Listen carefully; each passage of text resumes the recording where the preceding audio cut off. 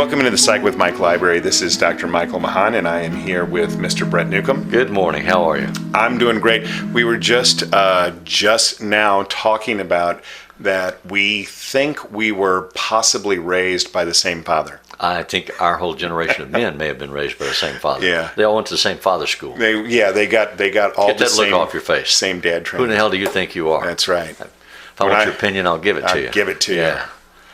Or beat it out of you. I'll beat it out of you. Yeah. You just sitting around and wait for me to beat you. Yeah. Oh my gosh. Good times. Good Oh, times. great times. Yes, I miss them desperately. Yeah.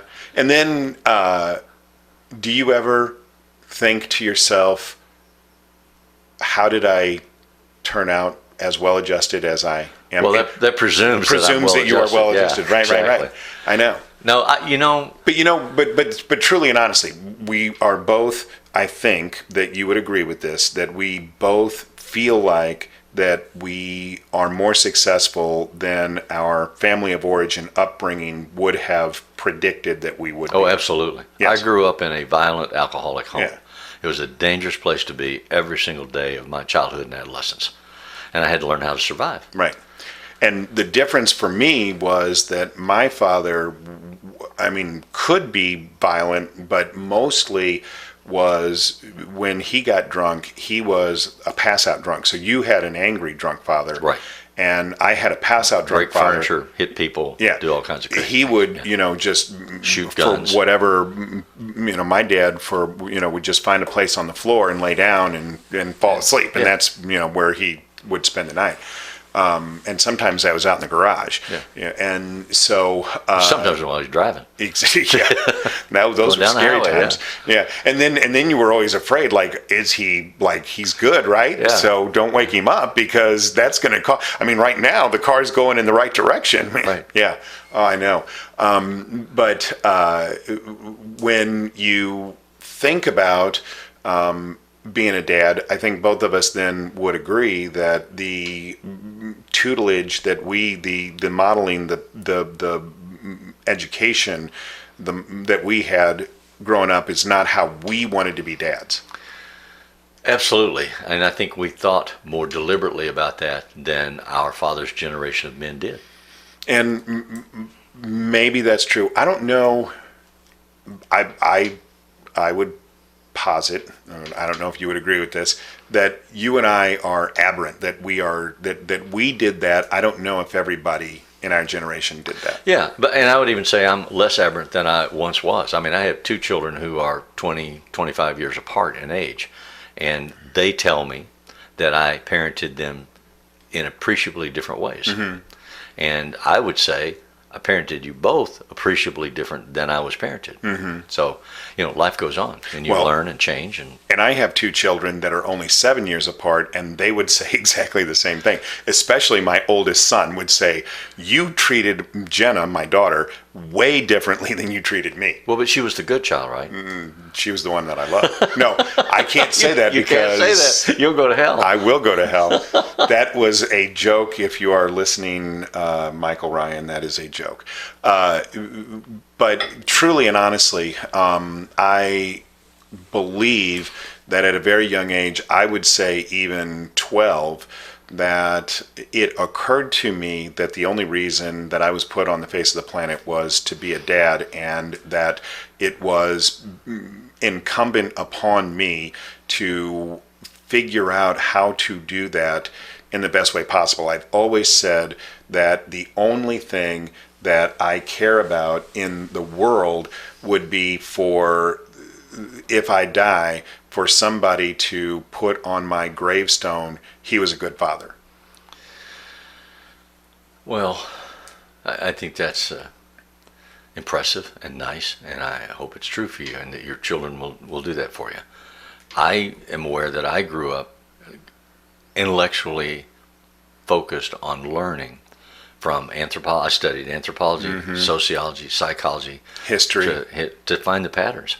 Why does this happen? Where did this come from? How can I be different and still live within my system? You don't want to be such an outsider that you're a pariah. but how can I do this differently? What am I supposed to do if I'm angry? What am I supposed to do if I'm hurt? How am I supposed to articulate that to the people that it matters? How do I discipline a child? How do I raise a child? Because what are the best practices? What works? What's worked in this culture, or this society, or this timeline? And compare that to what I experienced as a child, which just amazed me every day, the differences. And so what would you say were the main components of what you learned that you definitely wanted to do differently? I wanted to be able to explain to my child, any child, this is why we're doing this way. This is why this is happening. This is what I think. This is what I need from you. When that was appropriate, when that was a reasonable thing to do. And I learned early on that it's not always appropriate. You can't sit down and explain to a child that's 3 years old and about to run out in the street why that's a dangerous thing to do. Right. You have to have an emergency signal that says lock it up. Just Right. stop right now. Right. And have them learn that when you use that tone of voice or you say that particular word, stop right now. We'll figure it out later. But then at other times, I want to sit down and talk about, and one of the things that I learned was really important was my ability to go to my child and apologize and say, I yelled at you a while ago because I came home from work with a full load of distress and you triggered something innocently and it didn't belong to you, and I really apologize to you for that, and I'll work on not doing that to you anymore. And it has to be genuine. It has to be heartfelt. Right.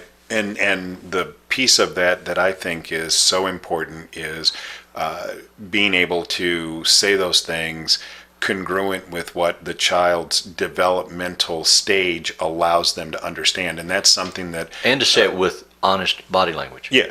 I mean, you say words like "I love you," but with your eyes just cold as hell. Yeah, and the absolutely. child gets a disparate message. He hears the words, but he also hears what you're not saying. But it's amazing to me, and not amazing, but but I know that most people don't really understand human developmental psychology, and so don't understand the different ways that humans interpret their reality at different stages of their life. That's radically different. Everybody just assumes that once a child learns to talk, that before a child learns to talk, nothing can hurt them, nothing, there's Right. no damage that can happen. And then after they learn how to talk, then essentially they think just like adults. And nothing could be further from the truth. Oh, absolutely. And I would really encourage people who are parents, people who are going to be parents, really try and get some understanding and knowledge of what the difference of those cognitive processes of developmental stages are. Well, and it's a lot of why families in distress come to counseling. And how do we learn to discipline this child? What kind of messages do we give? And you hear one of them say to a child, "How many times have I told you?" And as a counselor, I would say, if you hear that coming out of your mouth, you've already told them too many times. This is not a repetitive dialogue. There need to be known, predictable, consistent consequences. And you have to teach your child, you're making a choice right now. Right. If you continue to speak to me in that tone of voice, the choice that you are making will cost this. And then you need to apply the cost. And we saw so many families, especially, I'll say this, Catholic families who had their kids involved in the youth sports programs that would say, I would say, if the kid hits his mother, he doesn't go to baseball practice. And that's just a simple consequence that you can apply because that baseball team means something to him. But what I found out in most of those cases, it meant more to the parents. Absolutely. And so they would say, well, I can't take baseball away from him because we all meet up at the church and watch the games and all the parents are together and that's my social hour. And it's important to the team. Or I was just going to say, they would say, well, he can't let his team down. I'm Right. like, if you think those kids will get on his butt, you just stay out of the way. right, that your child is Don't so talk to your mother like integral that so you can come to practice. that your child is going to change the outcome of the game, well, then you're awfully grandiose. Now, if it's true, then it's even more of a consequence. Right. It'll just be more it's effective. Self-correcting. Yeah. Yeah. But sometimes you have to explain to parents behaviors are developmentally appropriate and self-correcting. So I would say that, that's age appropriate but not acceptable, for you to behave that way. For instance, I had a parent come in one time. She was all worried about her kid getting ready to go to school, and he would suck his thumb and fondle his genitalia with his other hand. And she'd say, "Oh my God, is there something wrong with him?" And I said, "No, it feels good. Both those things feel good, and that's why he does it. And it'll self-correct." And she said, "What do you mean?" I said, "Well, I taught high school for 20 years. I never had a high school senior come in doing that. And so they'll just grow out of it. They'll learn from social pressure or whatever. That's not what we do. Now they may go in a private room and do it, which is, do you care? Oh no, I just don't want them to be crazy." So I said, "Well, it'll self-correct." Or a social pariah. That too. Yeah. And Like his father. and exactly. And it's also important for parents to understand that emotional regulation is modeled. Yes. So your children are never going to be better emotional regulators than you are, or probably not, at least not until they get to be Until they adults. learn as adults how Yeah, to exactly. take How to their own correct path, it. yeah. Right. So, and parents a lot of times struggle with that as an idea that they are integral in laying the foundation for their children's emotional regulation, Well, that comes- especially in those first two preverbal years. And that comes back to parental modeling. Your kids ever hear you say, "I had a bad day at work. I'm really depressed. I'm really stressed out. I'm anxious because I've got a big sale pitch coming up on Saturday and I don't know if I'm going to make it." And so they learn what's going on in your emotional dynamic, but they also learn how it is that you try to process that and deal with it. And you're able to say, "I need you to be quiet as we drive to Grandma's house because I'm really focused on this other thing that has nothing to do with any of you guys, but I'm emotionally volatile." How great would it be if a parent could say that? Well, I mean, that would be, so, and it would be so liberating for the child to say, okay, I can tell, because the child can tell you're uptight. Absolutely. Now, they can't put it, they can't articulate it. Right, but they don't know. know how to describe They it read or the understand. nonverbals. Right, Yeah. right. But they know, and so for the child to hear that and hear, it's not your fault, and I'm not mad at you, I'm just distracted. The child will be like, "Oh, okay, yeah, I could be quiet because I don't want to cause you distress." right. And I don't want to trigger a reaction that's going to cause me pain. Distress. Exactly. Yeah. And one of the things that I think about when we have this kind of discussion is that I really was struggling with my own journey of sobriety when my son was very, very little, and it was and it was really, really important to me to share with my children the fact that I would rather see them dead and rotten in the ground than have to live through the 10 years of hell that I did. And I say that anecdotally. Obviously, I don't mean to cause harm to my children, but it was really important for me that they knew that that was my experience, and because it was my experience and they were my genetic heritage, that could also potentially cause them to be predisposed. And so I wanted to talk to my kids when they were really young, like I'm talking, barely verbal, about this. And I know my wife was like, "No, don't be telling them stories about, you were a drug addict and stuff that had happened to you." And then when my kids got into high school, my wife says, "I am so glad that you talked to our kids when they were little because that has been so beneficial for them." And I don't think that we can stress enough the need for people to have those kinds of conversations. If you don't want your kids to be drug addicts, talk about drugs. If you don't want your kids to be, angry and out of control, have conversations with people when they're young. We don't hit people. This is how we deal with anger. But how many parents have you known of who swat or spank their child while they're screaming, "We don't hit people"? Yeah. It's funny.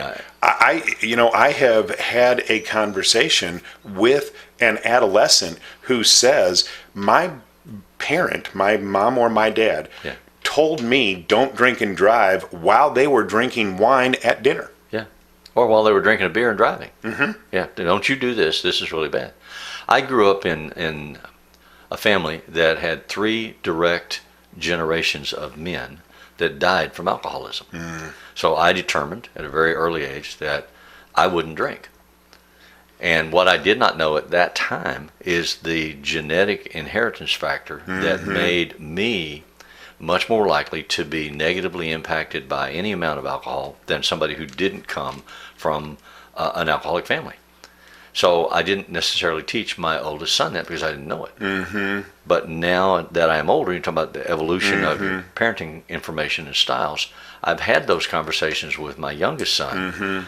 You can inherit this. If you did inherit this, then it's going to affect you more. Drinking one beer is going to affect you like somebody else drinking 6. And so you don't have the same freedom or range of motion that some of your friends will have. And you need to be really careful about that. And so is that because you made that very real commitment to yourself when you were an adolescent? You saw the chaos in your family and you said, I'm not going to repeat this. And that made sense to you. So you assumed that your children would too? I mean, Yeah, I think so. Yeah. What I learned was don't ever be out of control because you live in a dangerous world. And if you're out of control, if you're not aware, if you're not looking around, if you don't know who's dangerous or what's dangerous, then you're more likely to get hurt. Right.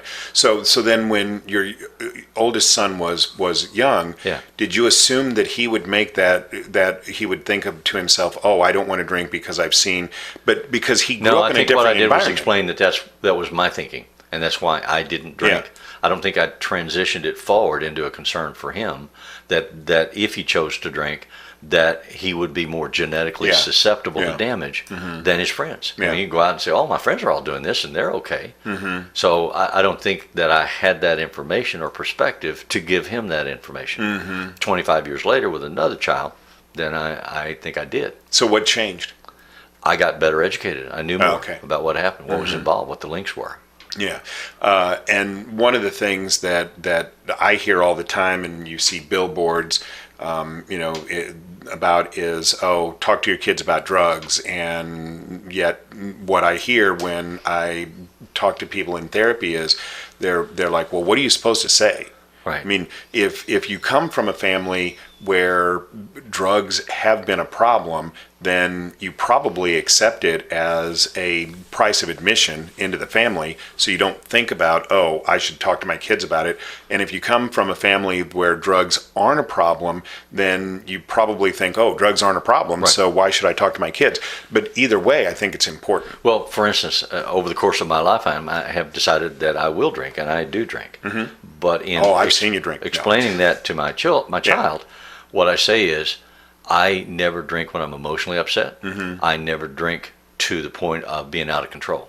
So I drink socially. I drink Right. for satisfaction. I like the taste of it.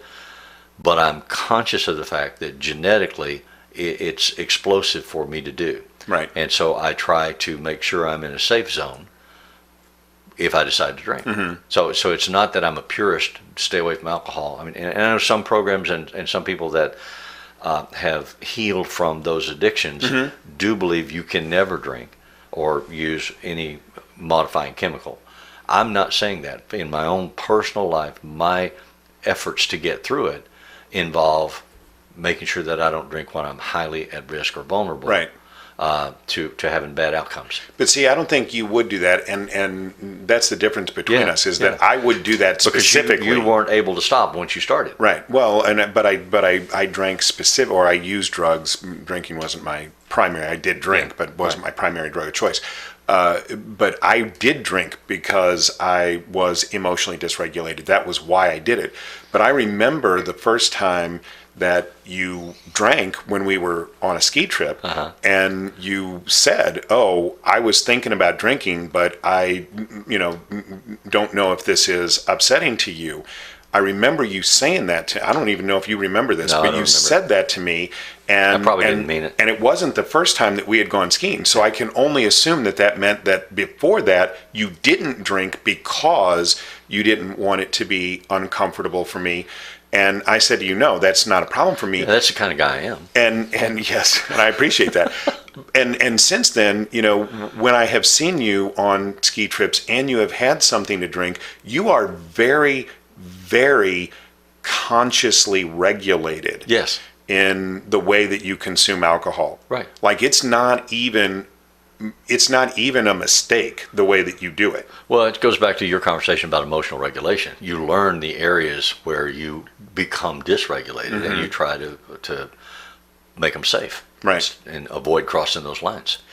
And so I remember when, I was really motivated to talk to my kids, and I did at that point then understand what the developmental cognitive processes, because it still comes down to, you have to give this information to a child in a way in which they can understand. So should you have a conversation about drinking with a 3-year-old, my answer would be no, because a 3-year-old's not going to sneak your alcohol out of the liquor cabinet. Right. Should you have conversation with a 7-year-old? Well, you might, because a 7-year-old could be exposed to other children who might come over, and you don't know, you can't account for what the information is, or the household is that child comes from. And so I would say to a 7-year-old, you know what, there are certain things in this house that you don't touch. And one of the things that you don't touch, you don't have to explain to them, Right. don't Here's the drink boundary. alcohol. You say, Don't touch this my is the booze. liquor cabinet, and Yeah. you don't touch the liquor cabinet. Right.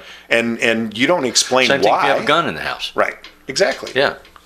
Because at that age, at that 7-year-old age, they're not able to understand the nuances of, well, you could have a genetic predisposition and that could cause you problems, but they do understand rule sets and what's right and what's wrong. Maybe. Like my father had Well, guns. they have the capacity, Yeah. psychologically, developmentally. Yeah, my father had guns and had absolute rules. Don't ever touch my guns. Mm-hmm. You know, and you'll be severely punished if you touch my guns. But when he was gone, I played with his guns all the time. But that's because your father was abusive, and that was, if you live in a household where you respect the authority, then you're not going to disobey hope the so. authority. I hope that's true. Yeah. And then as kids get older, then you can give them more information about, like what you're talking about with your children, where you say, you could have this genetic predisposition. I know it runs in my family, and so I don't want you to have to suffer from that. And so I am alerting you, at some point, I can't control your behavior. And you're going to have to make independent choices, but I want you to make those independent choices based on information and not just willy-nilly. Well, and another stage of that, I'm thinking about a conversation my wife has had any number of times with my son, my youngest son. He's fascinated by guns. Mm-hmm. And when he was in college, he had a friend who had been in the Army and was a small arms trainer for the Army. And his friend took him to a gun range and taught him how to load a gun and clean a gun and shoot a gun and safety rules and all that kind of stuff. Well, when Phyllis found out about it, she was really distraught initially. And fortunately, when she found out about it, she was just with me, not with Spencer. And so then we had conversations about, he is a grown-up living in another environment, and he has the right to make those choices.